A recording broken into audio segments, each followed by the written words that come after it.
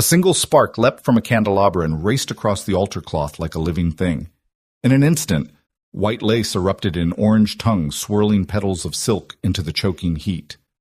The stained glass windows groaned, then exploded shards of ruby and sapphire raining down in molten arcs. Through the smoke, the bride's scream sliced the air, a sound of pure terror and betrayal. From the chaos, Jack Dawson, single father and former fire captain, surged forward, ignoring the blazing pews that threatened to consume him. His jacket caught flame, but he didn't pause. All that mattered was the woman in white, trapped and terrified. As Jack's arms closed around her, the world narrowed to pounding hearts and scorching air. He carried her into the mountain dusk, unaware that this rescue would become both their reckoning and the spark that set their lives ablaze. If that gave you chills, drop a comment below and hit subscribe so you don't miss part 2 of Eleanor and Jack's unforgettable journey. Let us know where you're watching from, and stay tuned for more scenes that will keep you on the edge of your seat. Eleanor. Blake stood alone in the bridal suite, surrounded by mountains of peonies, roses, and orchids, flowers imported at her family's expense from 3 different continents. The morning light filtered through French lace curtains, painting her reflection in soft pastels. But the woman staring back at her was a stranger. The gown she wore had been passed down through 4 generations of Blake women. Each stitch represented carefully curated alliances, quietly engineered marriages to secure fortune and status. To Eleanor, it felt less like a wedding dress and more like a shackle one she'd agreed to wear her entire life.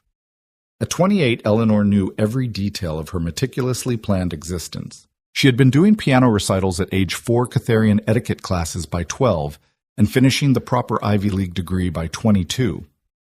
Her summer internships at her father's investment firm were less about skill building and more about maintaining the family's image in high society. Even her art history major had been chosen for its genteel connotations unlikely to intimidate the old money elite. This morning she'd woken in a room the size of a small ballroom, a bedroom she'd barely entered, let alone chosen. The antique mirror reflected the weight of legacy, a stiff bodice biting into her ribs, a voluminous skirt rustling like a silk cage. She remembered the hush that fell over her 15th birthday, when her mother declared, "Eleanor, you must begin thinking seriously about marriage." The phrase haunted her now, as tangible as the rusted brooch pinning her veil in place. Her fiancé, Charles Whitman, was everything a Blake heir should be. Harvard Law graduate, board member in waiting at the family pharmaceutical empire, impeccable manners. He had proposed under crystal chandeliers at the Westchester Country Club, offering a 5-carat diamond that gleamed like gilt. She'd said yes, her voice echoing through the grand hall, because that was what generations of Blake women had been taught to do. But as the organist in the adjacent chapel played a lilting prelude, Eleanor realized she had never once questioned the script she was following. Even her own thoughts felt rehearsed: smile here, laugh there, feign tears at the right moment. A line in the mirror cracked her carefully polished composure. Was this gilded path really hers to walk, or was she merely tiptoeing through someone else's design? She raised a trembling hand and pressed a fingertip against the lace, feeling the contrast between the fabric's softness and the corset's unforgiving rigidity. She traced the delicate embroidery survivor's lineage stitched into every petal and let out a slow breath. It was then she noticed the flicker of movement behind the mirror's glass, a shadow she could no longer ignore. Down the corridor, muffled laughter and champagne flutes clinking drifted from the reception hall. The sort of celebration her parents had orchestrated since she was a child. Invitations dispatched to senators, CEOs, and old money scions whose names graced university wings and hospital wings. Each guest was a pawn in a legacy-playing chess match that bore little resemblance to genuine joy. A sudden knock at the door startled her. Miss Blake. The voice was crisp, professional. The wedding planner's assistant poked her head into the room, clipboard in hand. Flora says the aisle arrangements need repositioning. The aisle runner has a slight wrinkle. The assistant's tone conveyed urgent crisis, a botanical emergency requiring immediate perfect resolution. Eleanor forced a polite smile. Of course, she murmured, her throat dry, but her heart pounded with something far less composed. She crossed the floor in her pointed toes, each step a reminder of how far she stood from herself.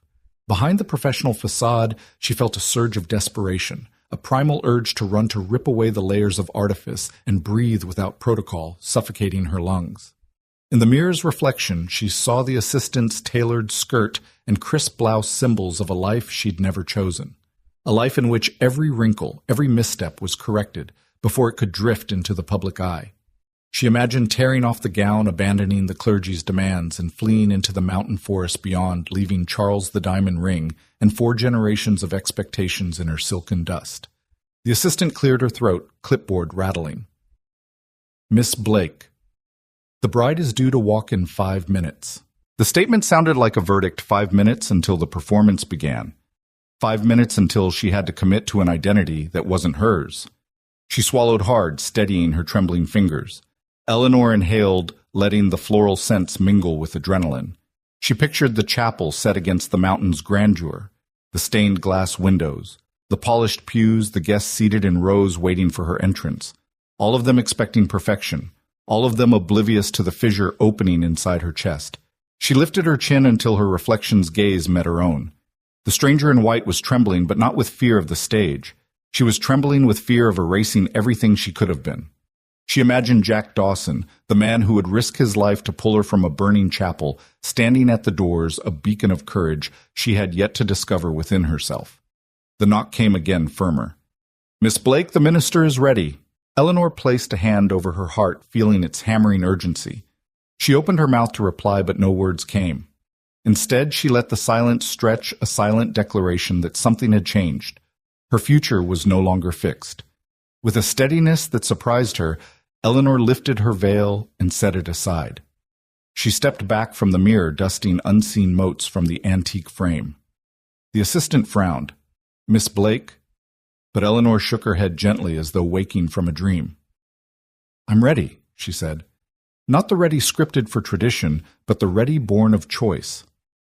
As she walked toward the door, the corset's bite became a distant memory. The orchid's fragrance shifted from a symbol of legacy to a reminder that life's most beautiful moments are the ones we choose for ourselves. With each step, Eleanor reclaimed the narrative written over generations, and for the first time she would write her own. Jack Dawson's old Ford rumbled up the winding mountain road, pastel bouquets and ferns stacked neatly in the bed behind him. Lily sat in the passenger seat, her legs dangling just above the worn floor mat sketchbook perched on her lap as she shaded in a row of pine trees.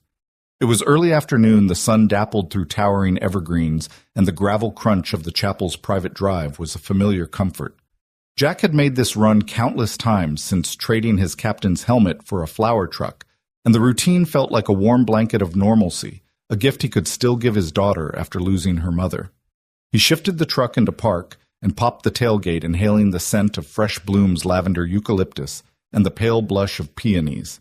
The chapel sat a stone's throw ahead, a whitewashed timber building with cross-cut windows and a cedar shingle roof that glowed in the afternoon light. It had been decades since anyone had worshipped under its rafters, but weddings had breathed new life into its silent pews. Today's ceremony was for a family of 4 generations, another page in the chapel's storied history. Lily looked up from her drawings. "Can I help Dad?" she asked, already sliding out of the truck with her sketchbook tucked under one arm. Her sneakers scuffed the gravel as she bounded around to his side. Jack smiled at her eagerness.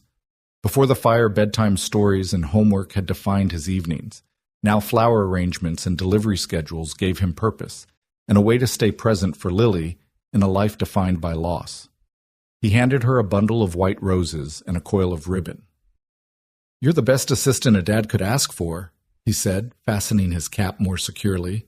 Lily beamed, arranging the roses in a simple glass vase just inside the chapel's entrance. Jack lifted the heavier arrangements, a frame of ferns circled with hydrangeas and dahlias, and carried them to the front row of pews, humming a melody he'd once played on piano before the world had grown too heavy. The chapel door was slightly ajar, and Jack paused to push it open the rest of the way. A hush of dust motes drifted through the beam of sunlight, dancing like tiny angels.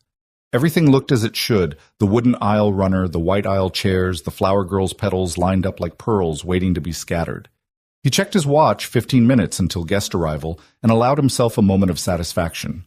Despite dinner rushes and endless paperwork, he was proud of this small business he'd built, Mitchell's Mobile Flowers, where each bouquet came with a side of kindness and reliability. Lily stepped out to adjust a spray of baby's breath, and Jack turned to lift another arrangement, when a crackle broke the calm. Like a distant branch snapping underfoot, it registered first in his chest, an echo from a life he'd tried to leave behind. His veteran's ears spiked at the wrong sound, then a louder pop, more insistent, as if wood and glass were colliding in protest. Dad Lily called pencil stilling on her sketchbook page. She looked to the windows where sunbeams should have streamed in unhindered. Instead, there was a flicker, an orange glow that washed across the whitewashed walls. Jack's heart lurched. He set the vase down with a clatter that sounded too loud in the hush. "Stay here," he said, voice tight but controlled as he strode back to the door. Flames licked at the rafters near the altar, tendrils of smoke curling around pews and drifting toward the back. They weren't supposed to be in here. Wiring had been redone just last week. Weddings weren't supposed to end in disaster. Lily backed away to eyes wide, clutching her sketchbook to her chest. Jack turned to her, the ribbons in his hairbrush trembling as he knelt to meet her gaze. "I've got you," he said, voice steady but urgent. "Go to the truck. Lock the doors, call 911, and wait for me there." She hesitated only a heartbeat before slipping past him, small feet pounding out the chapel doors onto the sunlit lawn. Jack inhaled, tasting smoke and fear. His jacket, once crisp and bright, was already streaking with soot. Memories of his captain's uniform pressed in the pager, crackling to life the roar of sirens, the precision of every drill. He'd promised himself he'd never have to face that terror again. But the chapel's flames didn't care about promises. He dashed down the center aisle, pushing through a cloud of ashes. The altar was engulfed orange ribbons of fire dancing among the hymnals and the carved lectern. Jack's boots scuffed the wooden floor, and every step pounded like a drumbeat of survival. He reached the first pew where a toppled frame blocked the bride's path. Here, Eleanor Blake, glittering in her heirloom gown, was pinned. One arm trapped under a snapped beam, her face pale and frantic. She twisted, tears streaking her cheeks, and tried to push the pew away. Flames crawled up the hymnbook rack behind her, sparks drifting like falling stars. Jack's blood pounded, not with panic, but with purpose. He slipped off his jacket and laid it over her head to shield her from heat and embers. "Hold on!" he shouted, voice echoing through the chapel's rafters. "I've got you!" He braced himself against the pew-dampened cloth, slipped under his shoulder for grip, and with one heave rolled the wood free. Eleanor's cry of relief was muffled but fierce as Jack bent to free her arm, wincing at the blistering heat. He moved fast, every muscle honed by years of rescue missions. He hoisted her to his shoulder in the fireman's carry, an instinct as reflexive as breathing, and navigated the burning walkway. Red embers spattered at his heels as he stepped onto the chapel's threshold, dragging Eleanor into the afternoon light. He lay her down gently on the dewy grass, smoke curling around their silhouettes, and whipped out his phone. Lily's frantic dialing illuminated the screen as Jack cradled Eleanor, checking for burns, listening for shallow breaths. As Lily's voice crackled through the speaker, "They're on their way, Dad!" Jack pressed a clean hand to Eleanor's shoulder, soot smudging her lace. She looked up, eyes wide with shock, not fear. In that look, Jack saw more than a bride saved from flame. He saw a woman awakening to a life she hadn't chosen, and a father proving that even when life burns you down, you can rise again. Jack rose to his feet, scanning the chapel, as distant wails of sirens drew nearer. The white petals scattered across the grass, untouched by ceremony or tradition, now glowed with a new promise that sometimes when the world ignites around you, heroism and hope can be reborn from the ashes of expectation. Jack inhaled a lungful of acrid smoke as he slammed through the chapel doors, the frame groaning beneath his shoulder. His uniform, once crisp and clean, was now smeared with dust, soot, and an unwelcome sting of embers. The roar of the fire hit him like a freight train, heat rolling out in waves that made his skin crawl. He blinked against the black veil of smoke and the hot ash that floated through the air like sinister snowflakes. For a heartbeat, the sanctuary he'd known, soft hymns, stained glass, glowing in peaceful colors, was gone, replaced by a hell of crackling wood and flickering shadows. His boots crunched over half-melted hymnals and splintered pew ends. Flames licked along the sides of carved oaken benches, sending rivulets of fire snaking down toward the aisle runner. The rich scent of burning cedar assaulted Jack's senses, a reminder of the fire that had claimed his wife's life, a memory he'd tried to bury in every corner of this mountain town. But memories were nothing in the face of danger. He had a job: find the bride and get her out. He dropped to one knee beside the first overturned pew where a half-burnt guest program smoldered. The firelight revealed Eleanor Blake's silhouette slumped beneath the wreckage, her white gown already flecked with soot and ash. She looked as if she'd been carved from marble pale, statuesque, yet trembling in a frozen hush of terror.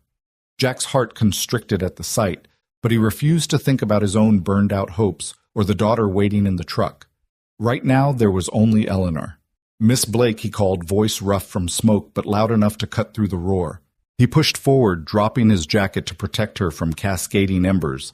The fabric crackled as he spread it over her head and shoulders, a makeshift shield against the inferno. Eleanor flinched, her eyes blinking open wide and terrified, as though she'd been drowning in darkness. She tried to lift herself, but the beam's weight pinned her arm against the floor. Jack heaved at the pew's fractured edge, bracing his foot against a pew leg and pulling backward with every ounce of strength he'd honed during a decade of fire rescue. He could feel the wood give beneath his hands a groan of surrender that echoed through the chapel's charred rafters. With a final tug, the bench slid free, and Eleanor tumbled into Jack's waiting arms.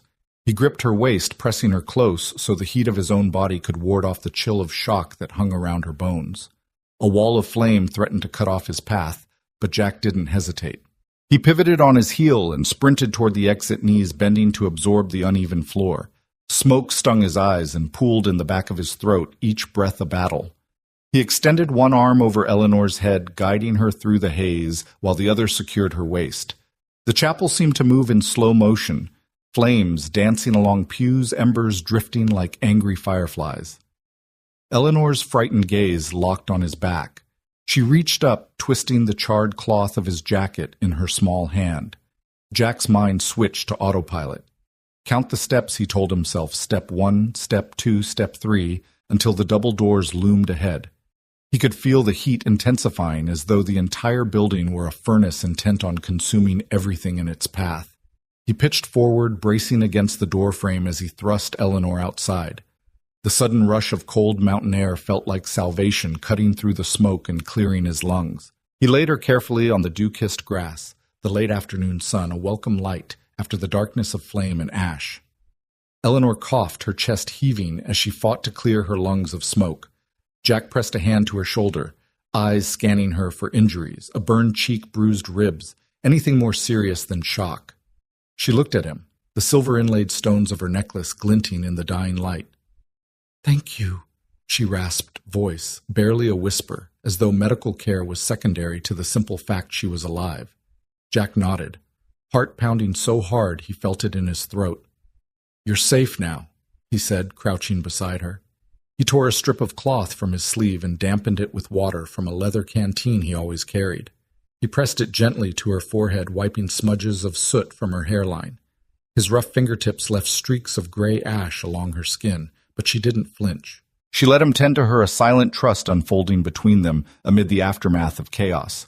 Behind them, paramedics and local firefighters arrived in a flurry of activity, sirens blaring, hoses unfurling, orders shouted above the din. Jack gave Eleanor's hand a squeeze, half to reassure her, half to steel himself. He rose to his feet, bracing against the world that had snapped into focus, the chapel's facade hailed by tongues of flame, the crisp mountain air laced with smoke, the worried faces of onlookers gathered beyond the safety perimeter. "Jack."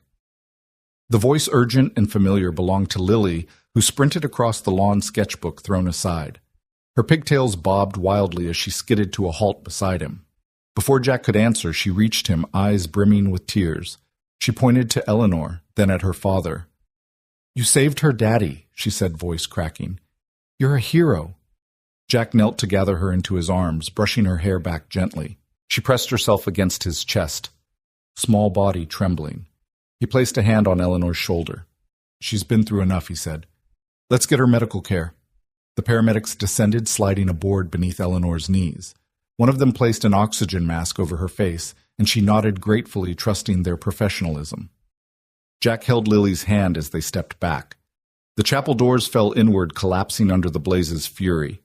A firefighter trained a hose at the base of the walls, water hissing as it met the conflagration. Jack watched the scene with a heavy heart. Years ago, he'd led rescue missions in city infernos, but this blaze felt different, personal, loaded with echoes of past tragedies. Yet here he was diving into flame to save a stranger, and in doing so igniting a spark of possibility that life could still surprise him. He turned to look at Eleanor as she was guided toward an ambulance. She caught his eye and through the mask's plastic shield offered a shaky thumbs up. In that gesture was gratitude, confusion, and perhaps a dawning recognition that she had a choice to continue living a life scripted by tradition or to embrace something unknown forged in the crucible of crisis. Lily tugged at Jack's sleeve. "Can we stay and watch?" she asked, half excitement, half worry. Jack looked at his daughter, her sketchbook splayed on the grass, pages fluttering in the breeze like white butterflies. He ruffled her hair. "Let's go get a warm blanket and wait for her," he said. Hand in hand, they walked toward the parking area, leaving the chapel to its battle with fire and fragments of stained glass. Their footsteps echoed on the gravel, a soft counterpoint to the sirens that still wailed. Jack glanced back once, watching as Eleanor's ambulance disappeared down the mountain road. Each turn of its wheels a promise of recovery, and perhaps the beginning of a story neither of them could have predicted. In the fading light, father and daughter moved forward together, carrying hope born from smoke and courage ignited in the heart of the inferno. Jack's hands trembled with the force of urgency as he grabbed the edge of the burned bench and flung it aside. It crashed against the chapel's scorched floorboards, sending a spray of embers swirling in the heavy air. He reached for Eleanor's arm, warm against the jagged wood, and swept her into his chest. The heat pressed against them, a living thing roaring with ferocity, but Jack refused to let it stop him. He shrugged off his jacket with one practiced motion and draped it over Eleanor's head, the thick fabric catching falling sparks and shielding her delicate face from the worst of the blaze. Each step through the inferno was agony. Jack could feel the soles of his boots burn beneath him as he ran the gauntlet of flame, the darkness of smoke clinging to his lungs like wet cloth. But adrenaline lent him strength. He moved as though underwater limbs slow to his perception, but swift enough to outpace the hungry blaze. Eleanor's arms were wrapped around his neck, her weight both light and heavy as emotion. He heard her ragged breath and the soft whimper of shock, and that sound drove him onward like a lifeline. He stumbled over a fallen pew leg, nearly losing his grip, but Jack caught himself against a charred column, the cracked wood threatening to collapse beneath his elbow. He paused for a breath, the smoke so thick he could taste ash on his tongue. Then he counted his steps, 1, 2, 3, until the chapel doors were within reach. The world behind him was a furnace. Ahead lay salvation. He burst through the doorway in a spray of sparks, the cool mountain air slamming into him like a wave. The sudden chill made him gasp, and Eleanor's head lolled back, her curls billowing around the jacket he'd wrapped around her. Outside sunlight cut through drifting smoke, painting the grass in harsh contrast to the flames that still licked the chapel's eaves. Jack lowered Eleanor gently onto the damp grass and knelt beside her, pressing a fist to his chest, as though steadying a wild drumbeat. "Breathe," he urged, his voice hoarse but firm, as he peeled the jacket away from Eleanor's face. Her eyes fluttered open, dazed but alive, tracking the swirl of the leaves overhead. Jack brushed soot from her forehead, with the pad of his thumb, careful not to disturb the lace that clung to her shoulders. "You're safe," he said, though neither of them believed it until the world outside felt undeniably real. The scent of pine and earth, the distant echo of sirens, and the gentle rush of wind through the trees. Eleanor coughed a wet, rattling sound, and Jack reached for his canteen, pressing the spout to her lips. She drank greedily, head lolling back as water trickled down her chin. He placed a steady hand on her shoulder, checking for burns or cuts. There was a bruise forming along her collarbone and a shallow gash on her forehead. Nothing a tourniquet or gauze couldn't tame, but enough to remind them how close the fire had come. He tore a strip from the inside of his uniform and pressed it lightly to her forehead, then draped his jacket once more over her shivering form. In the distance, Lily's frantic footsteps crunched over gravel. Jack looked up to see her sprinting across the lawn, her sketchbook abandoned at the chapel steps. Her face was streaked with tears and soot, but her eyes were aflame with relief when she reached her father's side. "Dad," she cried, throwing her arms around his waist. Jack wrapped an arm around her, drawing her close. She buried her face in his chest, her sobs muffled against his fire-worn jacket.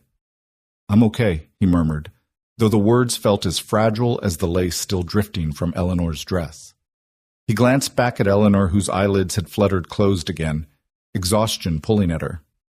In that moment, Jack realized how fragile life could feel, how a single spark could destroy everything you knew, and how a single rescue could ignite something entirely new. Sirens converged on the scene in a crescendo of urgency. Firefighters in full gear and paramedics with stretchers poured out of their vehicles, water hoses spraying the chapel's flank, drowning the stubborn orange flickers until the wood surrendered. Jack rose to his full height, miles and memories away from the man who once led rescue teams through raging infernos. Now he stood as a father, an everyman hero, black soot, marking his cheek like a warrior's badge.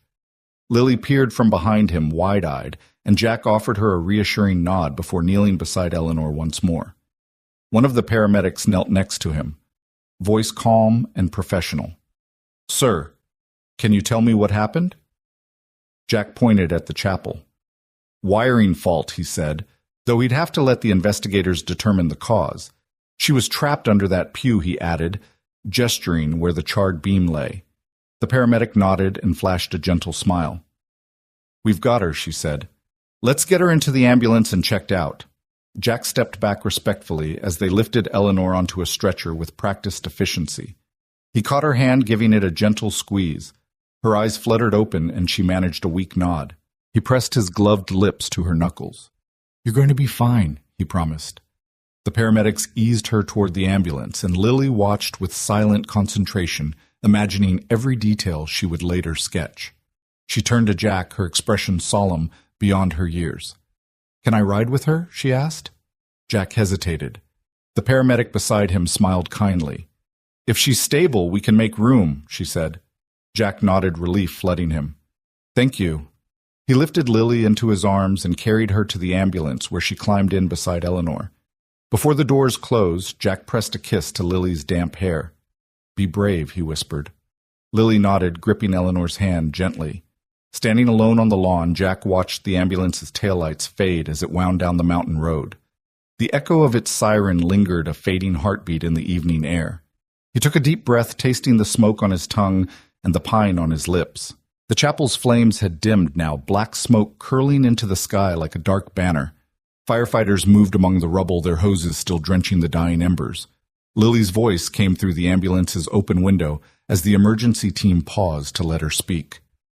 "Thank you, Daddy," she whispered, and Jack's chest tightened with emotion. He nodded, voice thick with pride and relief. "Anytime, kiddo." He turned from the scene, stepping over fallen petals and charred timbers, leaving the chapel's ruined grandeur behind. The mountain air was cool against his scorched uniform, a balm for the burn of memories.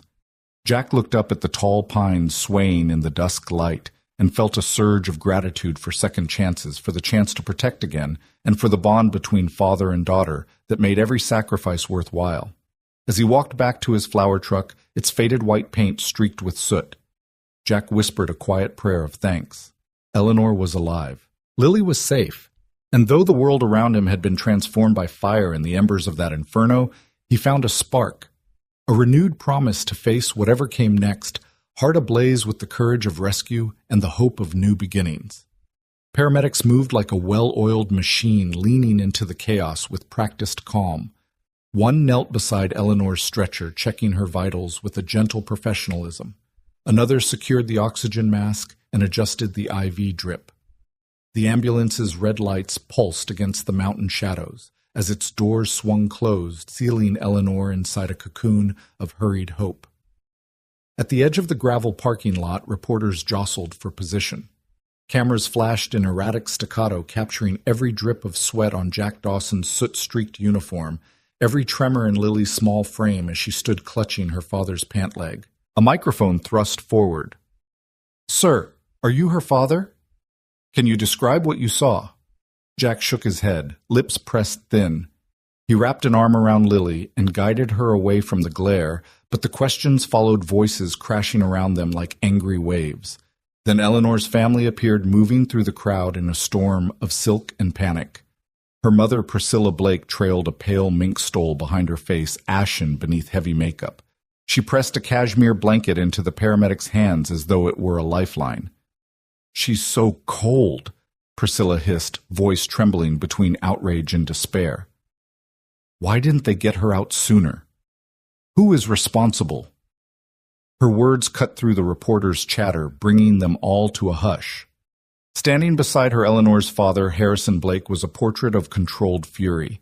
His tailored suit was impeccable, even now stained in places by falling ash and splashes of water from the fire hoses. He barked orders at the fire chief, his tone more familiar than welcoming. I want a full report on my daughter's condition, a statement for the press, and someone to cover this up before it becomes a scandal. The chief murmured apologies, his eyes flicking with the deference one showed a man accustomed to commanding boardrooms, not battling blazes. Charles Whitman, Eleanor's fiancé and Harvard law graduate, hovered at the edges of the swirl cell phone, pressed to his ear. His tuxedo was untouched by soot. His expression was carefully neutral, as though he were negotiating a merger rather than reacting to mortal peril. He glanced at his watch, then at the photographers before returning to his call. Eleanor's grandmother, clutching her pearls, dabbed a lace handkerchief at her eyes, whining about ruined heirlooms and the implications for family prestige. Through all of it, Eleanor remained silent, anchored to a single focal point, Jack Dawson. His face smeared with black soot and flecks of ash shone with something Eleanor recognized as pure intent. He'd risked everything, his safety, his peace of mind, his daughter's comfort, to carry her out of a burning chapel, as though she were the only person in the world who mattered. He hadn't asked her name, her pedigree, or her bank account balance. He'd simply saved her life. Jack knelt beside Lily, brushing ash from her cheek. She looked up at him, eyes wide with both pride and fear. He offered her a tentative smile and ruffled her hair, his hand still trembling. A photographer caught the moment's tenderness and snapped a photo capturing a single frame of what real devotion looked like in a world obsessed with appearances. Paramedics finished securing Eleanor's stretcher and opened the ambulance doors. The mother rushed forward, blanket in hand, ready to smother her daughter in luxury, but Eleanor held up a hand, stopping her. She struggled to sit up, her voice raw. "I'm okay," she rasped, looking first to Jack, then to her parents. In that moment, the chasm between duty and love cracked wide open. Harrison took a step forward, ready to usher his daughter into protective custody, but Eleanor shook her head. Priscilla's fingers twitched at her stole torn between relief and social protocol. Charles closed his phone and approached, offering a stiff smile that didn't reach his eyes. "We'll get you to the hospital," he said mechanically, reaching for her arm but hesitating when Eleanor's gaze swept past him to rest once more on Jack. Tears glinted in her eyes as she whispered, "Thank you." It wasn't meant for Charles or her parents or the paramedics. It was meant for Jack, whose jacket she clutched like a lifeline. Lily saw it too, her small face lighting up with the certainty that her father wasn't just a delivery driver, he was a hero. Jack rose slowly, meeting Eleanor's eyes with a nod that said everything words could not. He tipped his cap to her parents in a silent show of respect before turning to Lily. "Let's go home," he said, voice steady but soft. Lily slid her hand into his, and they began to walk away from the tableau of silk and flashing cameras, leaving behind a world in which prestige had nearly cost a life, and stepping toward a world defined by genuine courage and the unspoken bond between rescuer and rescued. Eleanor sat on the edge of the ambulance stretcher jacket, bunched beneath her like a shield, as the paramedic pressed a blood pressure cuff around her arm. The sun had dipped low behind the pines, and the rushing echo of carbon monoxide-tinged air still throbbed in her lungs. A young doctor knelt beside her, stethoscope poised. "You need to go to the hospital," he said, voice calm but insistent. "Smoke inhalation can be deceptive. Complications can arise hours from now. It's protocol." Eleanor closed her eyes, thinking of the antiseptic smell of the Blake family estate's grand hallway, the way her mother's pearls had clicked against marble floors as she paced. She imagined the sterile white of some distant ER, the whispering nurses, the prying questions about insurance and bed assignments and press releases. Slowly, she shook her head. Lily's small hand slipped into hers. Her daughter's fingers were warm and real, a tether to this unvarnished world of pine-scented air and honest danger. "I'm not going to the hospital," Eleanor whispered, lifting her gaze to the doctor's worried eyes. "I need to breathe the air that saved me." Her voice trembled, but carried a steel she'd never heard in herself before. The doctor exchanged a glance with the paramedic, as though weighing the urge to argue against the trauma he'd just witnessed. Finally, he nodded. "All right," he said, clipping the cuff. "But promise me you'll monitor yourself. Any dizziness or chest pain, you head straight in." Eleanor let out a breath. Jack was waiting outside, leaning against his battered Ford pickup, soot and ash thinning out the pastel paint on the hood. Lily sat perched on the passenger side door, sketchbook abandoned and legs swinging freely. The truck's scent oil leather fresh-cut flowers wafted through the open ambulance door. Eleanor imagined sliding into that worn bench seat, pressing her back against the cool metal and letting the wind in her face chase away the last embers in her lungs. Her mother hurried forward in a rush of silk and pearls, clutching Priscilla Blake's ever-ready velvet cape against the night chill. "Eleanor, sweetheart, you can't," Priscilla began, voice high and tight. Eleanor stood, ignoring the stiffness in her injured arm. "Please," she said gently but firmly, "let me decide." Her mother's eyes brimmed with shock and something like betrayal. Harrison Blake stepped in, arms crossed, brow furrowed. "You can't just refuse medical attention," he said, voice edged with panic and indignation. "This is your fiancé's and your family's responsibility." Charles, stepping from the shadows in his pristine tuxedo, gave Eleanor a look that might have been concern or calculation. "We'll arrange for a private suite," he offered, though his tone suggested he was more interested in controlling the story than in her welfare. "You'll have the best doctor's top-of-the-line care." Eleanor's chest tightened at the word care, so formal and hollow, it felt like another piece of the gilded cage she'd spent her life inhabiting. She turned away from him toward Jack and Lily. Lily's eyes shone with unshed tears, a boyish grin beneath soot-streaked cheeks. "Can we go now?" the child asked. Jack's hand went to her shoulder, steadying her in the swirl of familial tension. He gave Eleanor a quiet nod. "You ready?" he asked, voice low. Eleanor took a breath that caught in her throat, then tipped her head in agreement. She slid between the paramedics, brushing past the flutter of satin skirts and the clicking of heels. Priscilla reached out as though to stop her, but Eleanor stepped away, the cool air of the mountain night wrapping around her like an ally. She placed her hand on Jack's truck door and looked back at the chapel, where the once pristine wood now smoldered in orange tongues of dying flame. In those flickers, she saw her old life dissolving. Jack opened the truck door for her.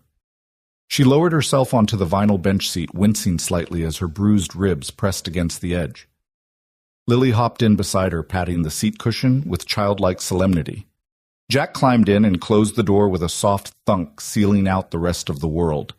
The engine rumbled to life, and for a moment the only sound was the comforting low hum of the motor. Jack shifted into gear and rolled forward, headlights illuminating the curve of the mountain road.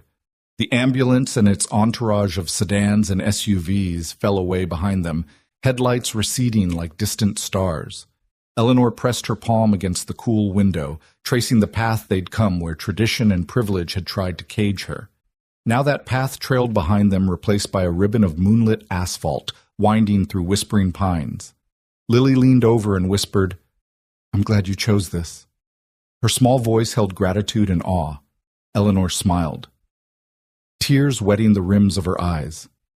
"So am I," she replied, voice thick with relief.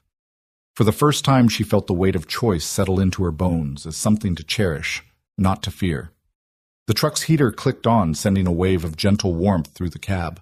Eleanor tugged her mother's velvet blanket from the back seat. It was too luxurious for the setting, but a bridge between two worlds, and draped it across her shoulders. The fabric felt like stolen treasure, a comfort woven from both her past and her present. Jack glanced over, offering a small, understanding smile. "You did good," he said quietly. Eleanor reached for his hand, roughened by ash and repairs, and gave it a grateful squeeze. "Thank you," she whispered back. Lily curled against the seat, the sketchbook forgotten at her feet, as though the moment demanded full attention, not the distraction of pencils and paper. Jack guided the truck downward, winding through stands of fir and spruce until the chapel's glow vanished behind them. They passed the little market where he'd once stopped for coffee, the school Lily would attend tomorrow, and the bridge where they'd shared so many family picnics. Each landmark felt new in its ordinariness, transformed by Eleanor's radical decision. "Where to now?" Jack asked, voice gentle. Eleanor rested her head against the window, watching the moonlight dance through the trees. Home, she said after a moment, wherever and however we choose to make it. The promise in her tone was soft but unwavering. Jack nodded, understanding she meant not just his cabin at the end of Spruce Lane, but a home built on autonomy and the shared thrill of the unknown. As they turned toward the cabin road, Jack flicked on the radio, and a soft country ballad drifted from the speakers. Lily hummed along the melody, weaving itself into the night air. Eleanor closed her eyes and let the music wash over her each note, a reminder that life's sweetest moments often arrived after the fiercest fires. Behind them, the world they'd left of silk and ceremony and carefully scripted lives grew smaller by the mile. Ahead lay the promise of authenticity, a life where choices were hers to make, consequences hers to face, and every breath a testament to her newfound freedom. In the glow of the dashboard lights, Eleanor felt the cage fall away, and for the first time in her 28 years she discovered the uncharted territory of her true self. The headlights swept over Jack's cabin, just as the moon slipped behind a bank of clouds.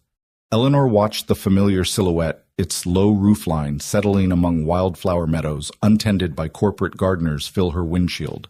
Jack parked beside the flower truck, the gravel crunching under his tires, and switched off the engine. The world fell into soft silence, broken only by the distant rustle of wind through pine needles. Lily sprang from the passenger seat, her mismatched slippers skidding in the gravel. "Come on," she called over her shoulder, scurrying up the porch stairs. Jack helped Eleanor out of the truck, offering his arm to steady her as she navigated the rough-hewn boards. The cabin door stood ajar, light spilling out like a warm invitation. Inside the living room was awash in amber glow from a single lamp. A woven rag rug lay before a stone hearth, its hearth tools neatly arranged beside a stack of split firewood. Eleanor inhaled the scent of pine smoke brewing stew, and something sweet she couldn't place. Lily dashed to one corner and whisked a fleece robe from a peg near the coat rack. "These are Mommy's old pajamas," she explained, draping the soft flannel around Eleanor's shoulders. "They're big, but you look cozy."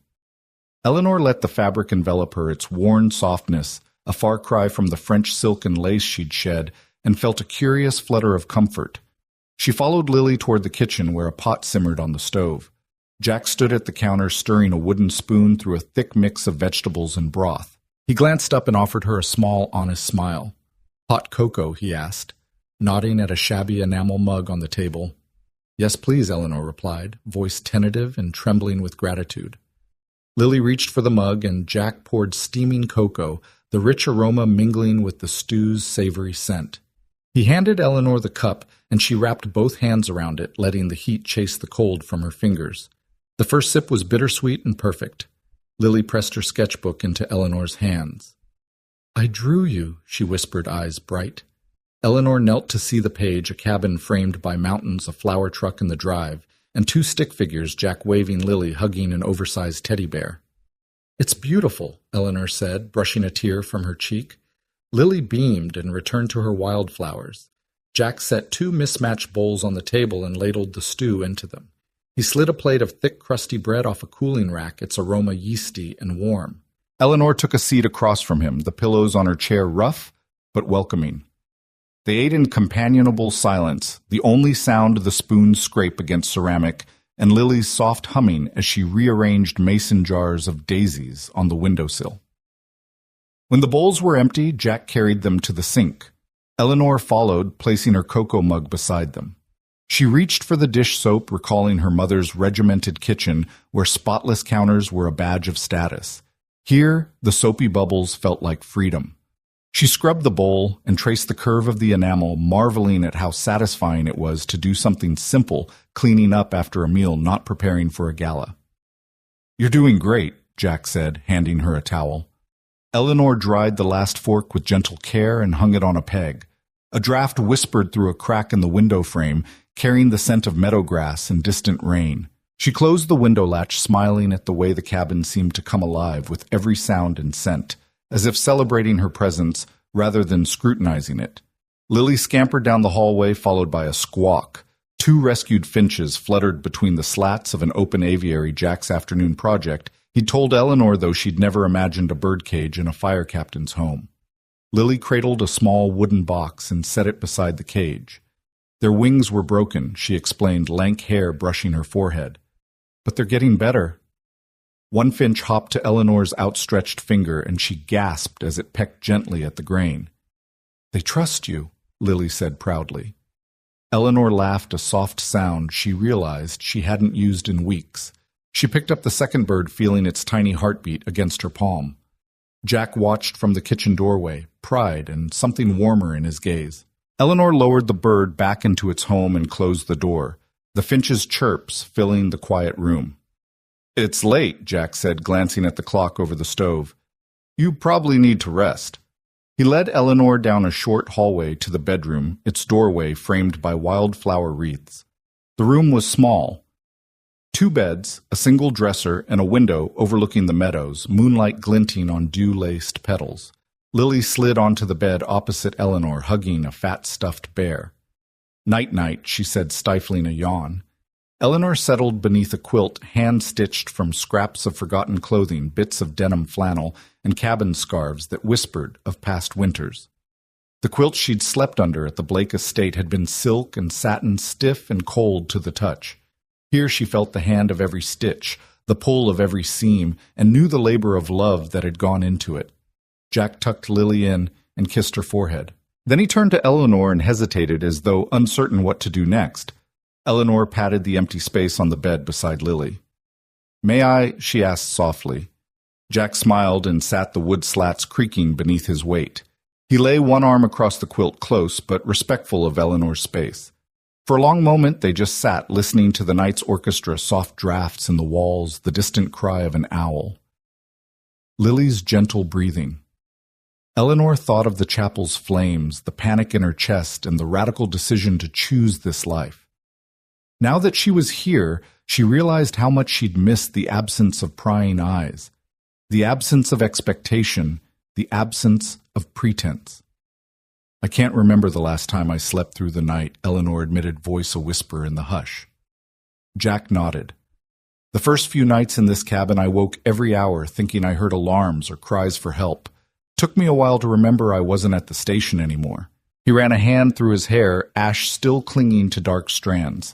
"I still check on Lily sometimes, even though I know she's right there in bed." Eleanor's gaze lifted to his profile, soft in the lamplight. "Thank you for tonight," she said, voice thick. "For everything." He turned to her, surprise and kindness mingling in his eyes. "You're welcome," he replied quietly. "I'm just glad you're safe." Behind them, Lily stirred and mumbled in her sleep. The finite boundaries of their new home felt at once comforting and infinite, 4 walls that contained them, and wild meadows that invited them to explore. Eleanor realized she no longer craved the gilded cages of her past. Here, every moment held genuine risk and honest reward. Every mundane act, washing dishes, feeding birds, patching quilts, was a ritual of choice, not obligation. Jack rose, placing a gentle hand on Eleanor's shoulder. "Get some rest," he murmured. "We'll talk more in the morning." He stepped to the door and paused, offering her a final reassuring smile before slipping into the hallway and down the stairs. Left alone, Eleanor pulled the quilt up to her chin and settled deeper into the bed. Lily's breathing was steady now, her small frame curled like a question mark under layers of blankets. Eleanor closed her eyes, the cabin's warmth and whispered sounds lulling her toward sleep. For the first time in her life, she didn't dread what tomorrow might bring. Instead, she felt calm certainty that whatever came next, she would face it on her own terms, and with allies who valued her for who she truly was. The quilt's patchwork pressed gently against her cheek, a tapestry of choice and chance stitched into a whole. Eleanor exhaled, the night's hush folding around her like a promise. Home was not a place of perfection, but a space where one could breathe freely, laugh without an audience, and grow in the company of those who welcomed every aspect of her imperfect humanity. As sleep claimed her, the wildflower meadows outside whispered of new beginnings yet to bloom. The sun climbed higher each morning, painting Jack's cabin in golden hues that became Eleanor's new alarm clock. Instead of the Blake estate's rigid schedule, her days began with the hum of cicadas and the soft creak of Jack's ancient kitchen door. On her first morning at the town library, Eleanor discovered the world was bigger and smaller than she'd ever known. She'd arrived in stiletto heels and a satin gown, Now she slipped into sensible loafers and faded jeans, her hair pulled back in a loose ponytail. The librarian, Mrs. Henderson, greeted her with a knowing smile. "Ready for your first shift, Miss Blake." Eleanor supplied, feeling a flush as the name felt both foreign and familiar. "Just call yourself Ellie." Mrs. Henderson said, her voice a warm invitation. "We start by shelving returned books and help with computer queries. No suit required." Shelving books proved surprisingly satisfying. Eleanor ran her fingers along spines of Dickens and Du Maurier, drilling in Dewey Decimal numbers like a code she'd never cracked before. Each correct placement felt like unlocking a miniature triumph. A regular patron, Mr. Thompson, ambled up with a stack of local history tomes. "Mind showing me how to search this archive?" he asked, tapping his cane. Eleanor tapped the keyboard, then clicked and scrolled. "Type Ridgemont Railways," she coached, pointing at results that unfurled the town's forgotten train lines. Mr. Thompson's eyes lit. "My father worked those rails," he said, voice trembling. "Thank you, young lady." She realized then that knowledge carried weight beyond power. It carried connection. After her shift, Jack handed her the keys to the flower truck for her driving lesson. The truck's faded paint creaked in protest as she eased it onto Spruce Lane. Lily sat beside her, clutching the dash. "Easy, Mom." Lily coached, though Jack wasn't far behind in his own pickup. Eleanor gripped the wheel tight, imagining college boardrooms where decisions had been made for her. Now she steered herself. She shifted into second gear, then rolled down a gentle hill. The engine's purr replaced her racing heartbeat. She navigated the curves, passing fields where wildflowers bowed in the breeze. At the chapel, she stopped smoothly. No crisp valet training required. Lily cheered. "Great job," Jack called over the radio. Eleanor wanted to laugh. Driving became a metaphor for her life. Learn the controls, trust yourself, and keep moving forward. Back at the cabin, meals arrived from scratch. Jack handed her a pile of vegetables and a recipe for ratatouille. Eleanor chopped peppers, unevenly garlic, clenching her knife hand. The air filled with the scent of onions caramelizing. She tossed the mixture into bubbling tomato sauce, stirred with a wooden spoon that felt alive in her grip. When dinner landed on the table, Lily dug in with gusto. Jack raised an eyebrow. "You might have a future as a chef," he said.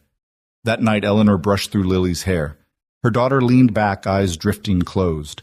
As she braided the strands over the act, felt like stitching together her own unraveling confidence. Lily's small whisper. "Thank you, Mom," echoed in Eleanor's chest like a victory bell. On Thursdays, the library hosted a Tech for Seniors hour. Eleanor guided Mrs. Jenkins through email attachments, then showed Mr. Alvarez how to enlarge text on the screen. Watching their slow but determined mastery, Eleanor felt her heart swell. She realized service was more than a slogan. It was an exchange of respect. Weekends brought more adventures. Jack and Lily taught her to tend the rescued finches. Each bird needed gentle hand feeding and careful cage cleaning.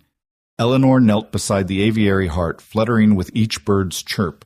The simple trust between creature and caretaker reminded her that vulnerability could be rewarded with loyalty.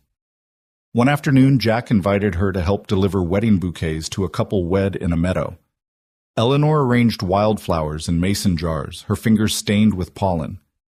The bride, radiant in a simple linen dress, clasped Eleanor's hand and said, "This is perfect. No cameras, no pedigrees, just genuine joy." Eleanor felt tears prick her eyes. In that moment, she understood the difference between performing for applause and creating something that made people feel known. Her evening settled into peaceful rhythm. She read novels borrowed from the library on the porch swing, the pages rustling in the breeze. Sometimes Jack joined her, and they talked about small things, the changing seasons, the wildflowers peeking through gravel, the track of the North Star. Conversation was no longer an exercise in propriety. It was discovery. A month into her new life, Eleanor found a letter on the kitchen table, an apology from the Duke and Blake Foundation asking for her official condition update. She stared at the envelope. Once such correspondence would have sent her into panic deadlines, press releases, familial obligations. Now she crumpled the letter into her palm. She wanted to handwrite her own reply, but even more, she wanted to live free of scripted demands. Beside her, Lily laughed at a joke Jack told. They were a makeshift family weaving new patterns of love and responsibility. Eleanor realized that every choice she'd made recently, from shelving books to cooking dinner, had chipped away decades of expectation. She was learning to live on her own terms. Late that night, she lay in bed, the quilt a patchwork of homegrown stories. She pictured her old bedroom at the Blake estate, immaculate but cold, a stage set. Here her room smelled of cedar and lavender. Her dreams unstructured and full of possibility. Tomorrow she would wake again to real choices, which shelf to organize, which flower route to take, which recipe to master. As sleep claimed her, Eleanor felt a quiet thrill. She was no longer the heir dressed in legacy. She was Ellie, daughter, mother, friend, creator of her own life. And in the morning light she would continue learning to live. Eleanor woke before dawn, a habit that no longer felt like obligation, but like eagerness to greet the day's possibilities. She slipped out of the quilt-strewn bed and padded quietly down the hall toward the kitchen. Lily was already seated at the table, her sketchbook open as she traced sketches of wildflowers backlit by early light. Jack stood at the stove, stirring coffee with a thoughtful frown. The aroma of fresh grounds and toasted bread mingled with the morning breeze drifting through the open window. "Morning," Jack said softly, pouring Eleanor a cup. "You look like you have something on your mind." She accepted the mug, its warmth seeping into her palms.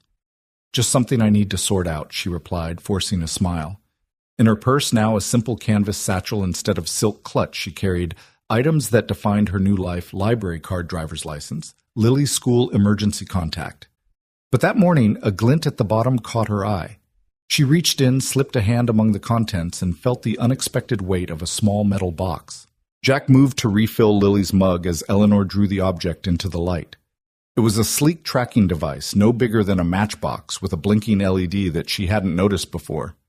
Eleanor's heart stuttered. This wasn't Jill's old phone tracker or Lily's toy locator. It was professional, too professional to be a safety precaution. She held it up. "Jack, what is this, Jack?"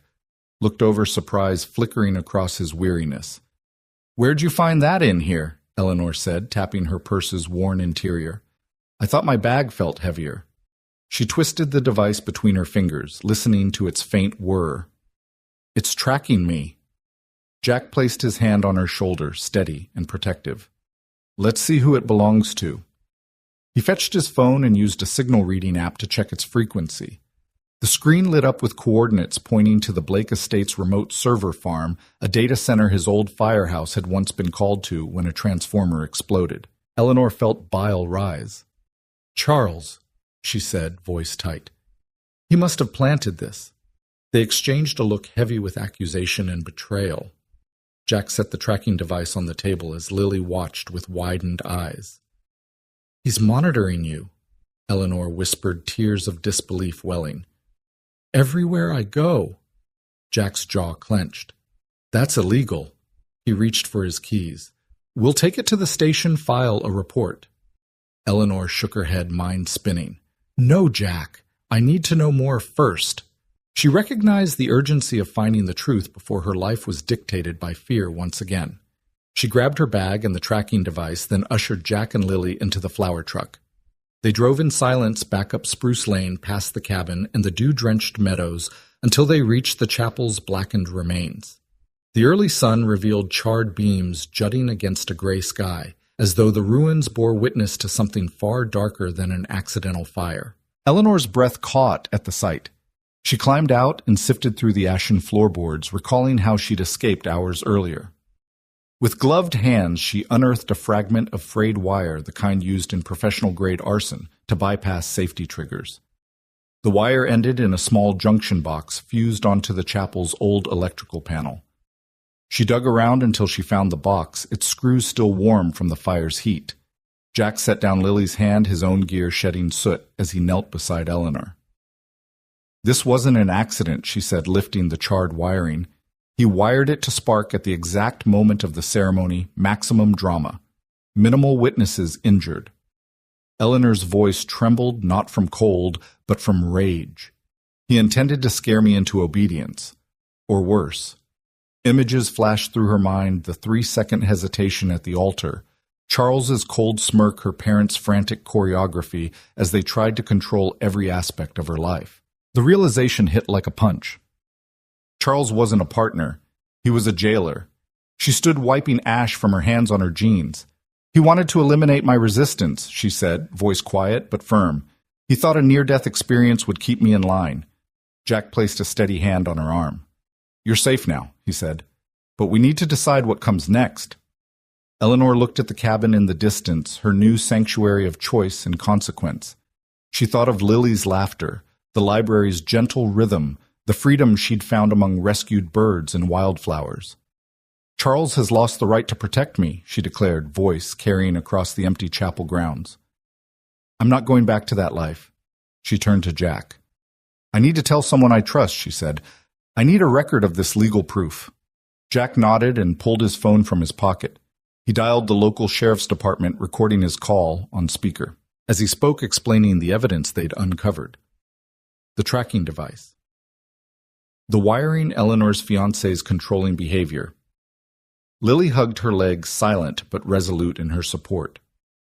When the sheriff arrived, Jack handed over the evidence, the device, the charred wiring Eleanor's testimony. Eleanor stood tall beside him. No longer the trembling bride, but a woman reclaiming her own narrative.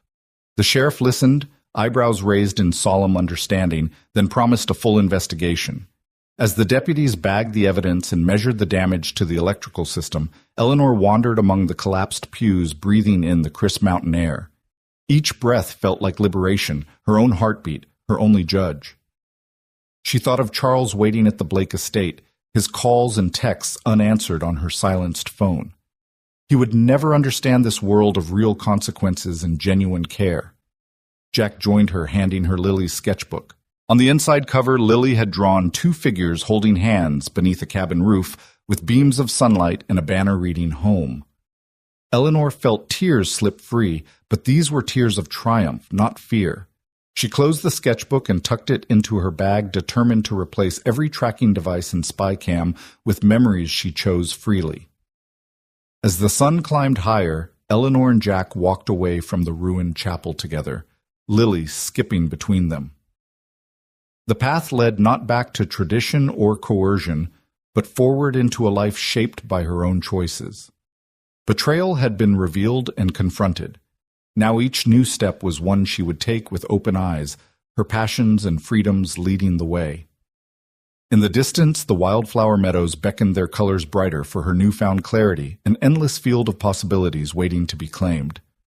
Eleanor pushed open the cabin door just after sunrise, the pale light filling the room with quiet possibility. Jack sat at the rough-hewn kitchen table, empty mug in hand, staring at the scattered evidence before him.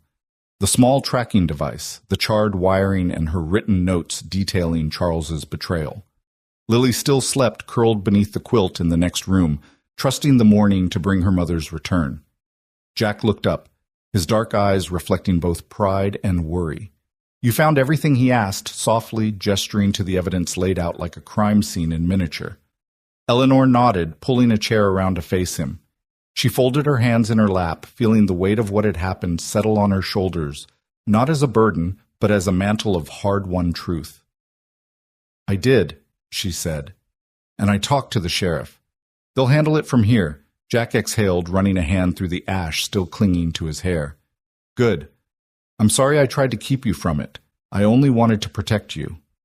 A flicker of pain crossed Eleanor's face. I know, she replied quietly, and I'm grateful in many ways you taught me what protection can mean. But I needed to stand on my own. Jack's shoulders slumped fractionally, the reality settling in that his instincts as a rescuer sometimes clashed with her need for autonomy. He leaned forward, resting his elbows on the table. I don't want to lose you, he admitted, voice low. I care about you so much I can't think straight sometimes. Tears threatened to spill, but Eleanor blinked them back. She reached across the table and placed a gentle hand atop his. The contrast was striking her soft fingers against his calloused knuckles.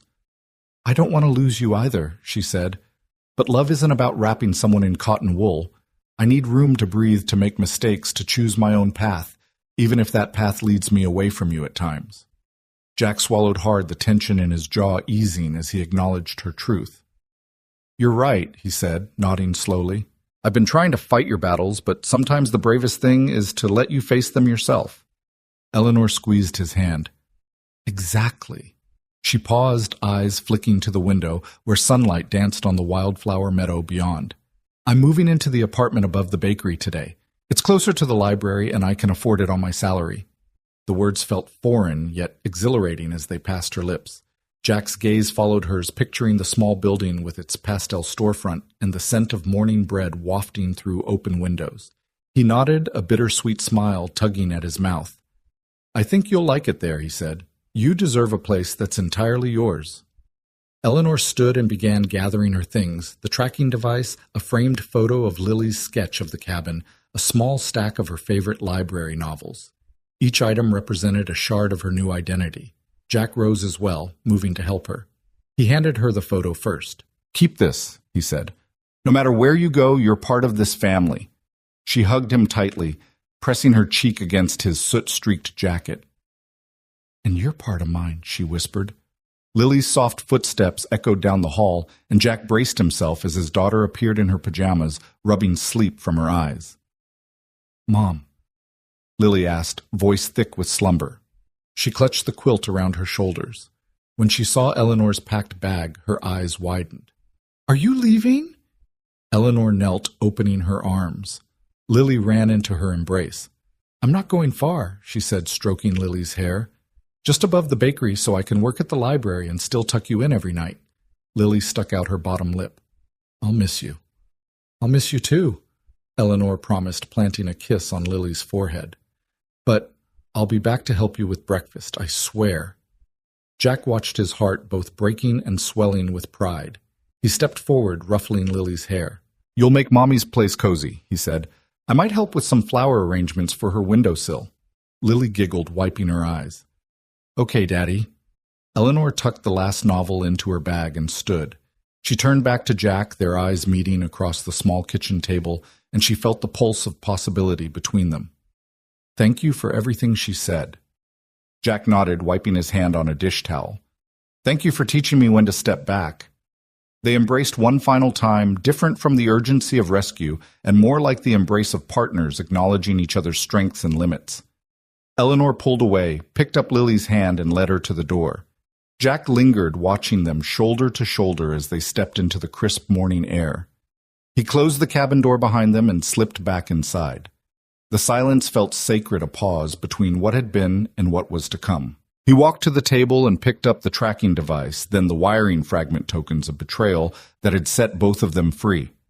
With a decisive flick, he dropped them into the fireplace's cold hearth, imagining the blaze that would never come. Outside, Eleanor and Lily walked arm in arm to the bakery across the lane. Windows glowed with the warm promise of baked bread and new beginnings. Eleanor paused on the stoop, turning once to wave at Jack's cabin silhouetted against the dawn. He waved back, small but steady. In that moment, Eleanor felt the quiet power of standing on her own, the knowledge that love could survive distance, that protection need not suffocate independence, and that every choice she made would be her own. She took Lily's hand and stepped through the door into her new home, ready for a life of her own design. Eleanor had just finished helping Mr. Nguyen navigate the library's new catalog system when she heard a shy voice at her elbow. Miss Ellie. She turned to see Lily standing there, wide-eyed, clutching something rolled in her small fist. The child's mismatched socks peeked out from under a skirt, way too big, and her cheeks still bore remnants of morning cocoa. Eleanor offered her a warm smile. Hey, kiddo, what are you doing here after school? Lily's lower lip quivered. I have something for you. She unfurled a crumpled sheet of paper, the edges smeared with purple crayon. I drew it. Eleanor took it, gently smoothing the creases. Across the top in Lily's neat rounded letters were 3 stick figures, a tall one labeled Dad, a shorter one beside him labeled Lily, and another figure labeled Eleanor. Beneath them the words, Come home, please. Eleanor's heart lurched. Around them the library's hum of quiet conversation and turning pages seemed to fade away. She looked up at Lily, her bright, earnest eyes fixed on Eleanor's face, waiting. The child's plea was simple, but it reverberated through Eleanor's chest like a bell. Come home, her daughter had written. Please. A wave of emotion flooded Eleanor's cheeks. She knelt to Lily's level, brushing a stray curl from the girl's forehead. "Oh, honey," she whispered, voice thick. "This is beautiful." She folded Lily into a gentle embrace, her arms tight around the small frame. Lily buried her face against Eleanor's shoulder, nodding into the softness of Eleanor's sweater. Nearby, a few patrons glanced over Mrs. Henderson behind the desk, offered a sympathetic smile recognizing the moment's tenderness. Eleanor pulled back and took a steadying breath. "Thank you for this," she said, smoothing Lily's hair. "It means more than you know." Lily wiped her tears with the back of her hand and gripped Eleanor's hand with determination. "I miss you here," she said. "And Dad misses you too." Eleanor's eyes fell to the sketch, to the simple names and shapes that captured a family's essence, better than any photograph or formal portrait ever could. Eleanor rose, lifting Lily into her arms. "Let's go get some ice cream," she suggested, brushing away the last of her tears with a quick blink. Lily brightened immediately. As they walked past the shelves, Lily waved the drawing at Mrs. Henderson. "She's coming back, right?" The librarian called out, voice gentle. Eleanor offered a nod and a grateful smile. "I'll definitely be here," she promised. Outside, the afternoon air was crisp, the sky brushed with the soft pastels of early evening. Eleanor held Lily's hand as they crossed the street to Rosie's Creamery, the little shop with the hand-painted sign and the bell that tinkled when you opened the door. They chose 2 scoops of strawberry and waffle cones, and Eleanor watched Lily savor each bite, her freckled nose wrinkling in delight as pink dripped onto her chin. Eleanor let the warmth of the cone seep into her fingers as she thought about the words on that drawing. "Come home, please." It wasn't just a request to return to Jack's cabin at the end of Spruce Lane. It was a child's longing for unity and witness, a glimpse of what family meant when love, rather than protocol or protection, was at its core. That evening, Eleanor hung Lily's drawing on her fridge above the little kitchenette in her apartment above the bakery. The cramped space was functional, a single bedroom, a tiny bathroom, and a combined living kitchen area furnished with thrift store finds.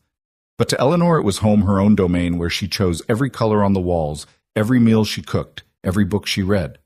Yet amid her independence, the plea from Lily reminded her that autonomy and connection were not mutually exclusive. Later, with Lily tucked in at the neighbor's spare bedroom, and the little apartment silent except for the hum of night insects through the open window, Eleanor leaned against the counter. She traced the crayon lines under glass-taped protection. Beneath the image of her family, she saw hope and vulnerability entwined. She pulled out her phone and stared at Jack's name saved in her contacts. Jack Dawson, hero dad.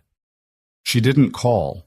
Instead, she closed her eyes and let the memory of Lily's handshake, Jack's steady presence, and the soft glow of cabin lamplight wash over her.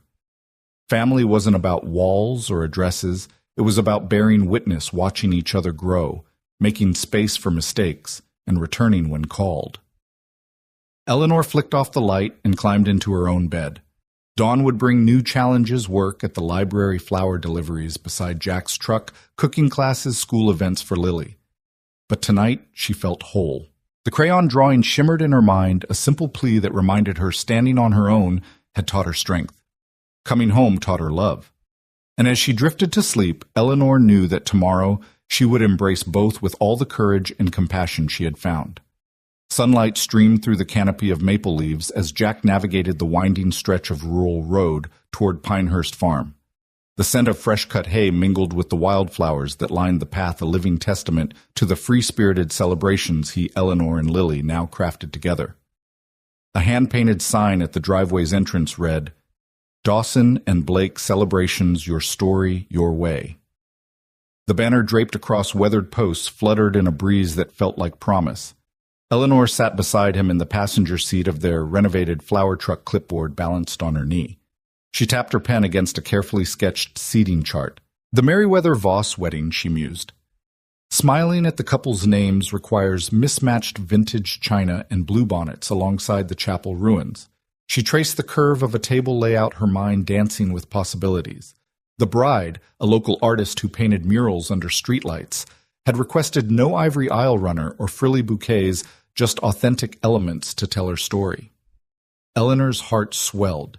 This was exactly the kind of wedding she had dreamed of planning, unbound by tradition and rich with personal meaning. Lily sat on the truck's running board, camera in hand, legs swinging as she shot angles of the farmhouse's stone walls. Each click captured candid emotion, the way a groomsman steadied his cufflinks, the flower girl chasing butterflies across the lawn, the grandmother examining her daughter's painted bouquet with misty eyes. Lily's photographs had become the company's secret signature images that spoke of life unfolding naturally, much like the wild meadows she'd once sketched under Jack's watchful eye. They arrived at the barn, its red paint worn by seasons of sun and snow. Inside, long wooden tables gleamed under Edison bulbs, and hay bales were draped with quilted blankets for casual seating.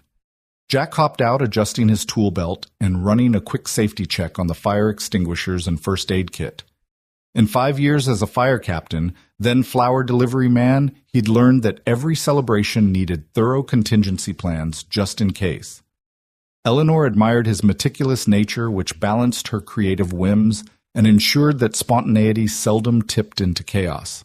Jack pulled a crate of eucalyptus sprigs from the truck bed and called to the venue's caretaker, who had helped convert an old apple press into a drink station draped in burlap. "These go on the arbor," Jack instructed, handing over the fragrant greenery. Then he tested the camp lanterns hung above the dance floor, flicking each on and off to confirm the wiring's integrity. His hands moved with practiced ease, leaving no detail unattended.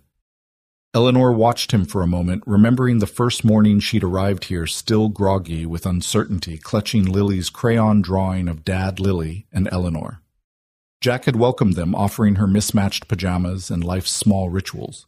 Now they stood as equals in a partnership forged through smoke betrayal and reclaimed autonomy.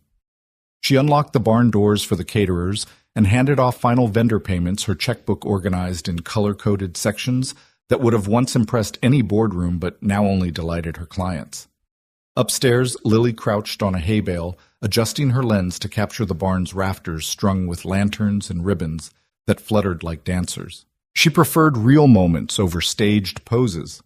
The shy kiss behind a quilted backdrop, the ring bearer lost in reverie with his stuffed bunny, the tearful hug between a mother and daughter, hearkening back to Eleanor's own journey. Each shot was a testament to Dawson and Blake's ethos authenticity above all. By mid-afternoon, the Merriweather Voss party began to arrive friends from art school, local farmers, a few city émigrés seeking rustic charm. They greeted Eleanor with genuine warmth, unhurried by formal protocols. Eleanor shepherded them to the refreshment stand where lemonade was served in mason jars and a vintage phonograph played Audrey Hepburn songs. The bride's mother, a floral artist in her own right, marveled at Lily's blooms arranged in milk glass, mismatched to each table's color palette. "Your daughter has an eye," she told Jack. He beamed with fatherly pride. Eleanor slipped away to address a last-minute concern. The cake toppers had arrived slightly off-center. She straightened the hand-carved figures of the bride and groom, ensuring the groom's paint didn't scrape against the frosting. Nearby, the DJ tested the speakers for the first dance. Eleanor overheard him ask if he should start with a classic waltz or something more upbeat. She walked over, gently tapping his shoulder. "They wanted street band jazz, remember?" she reminded him. He grinned and switched to a lively New Orleans brass track, the notes rolling through the barn like sunlight through stained glass. Outside, Jack joined Eleanor and leaned against the barn post. He offered her a tumbler of iced tea, its amber depths cool against their palms. "Feels good, doesn't it?" he said, voice soft with contentment. Eleanor sipped and nodded, watching Lily photograph a giggling group of cousins chasing fireflies in the meadow's edge. "It does," she agreed. "We're building something that matters." She raised her glass in a silent toast. Jack touched her glass with his. "To second chances," he said, recalling the fire that had brought them together and the autonomy Eleanor had fiercely claimed. "And to chosen families." Eleanor's eyes gleamed as she clinked his glass. Lily bounded up, breathless from discovery. "Mom, Dad, come see!" she exclaimed, tugging them toward the old apple orchard behind the barn. Lanterns hung from the branches, illuminating a rustic wooden altar draped in mismatched lace and wildflowers. The Merriweather Voss ceremony was intimate. No grandsire in tails pacing the aisles. No maidens grimly reciting predetermined vows. Instead, the couple spoke freely. promises of creativity, of supporting each other's art, of allowing mistakes with kindness.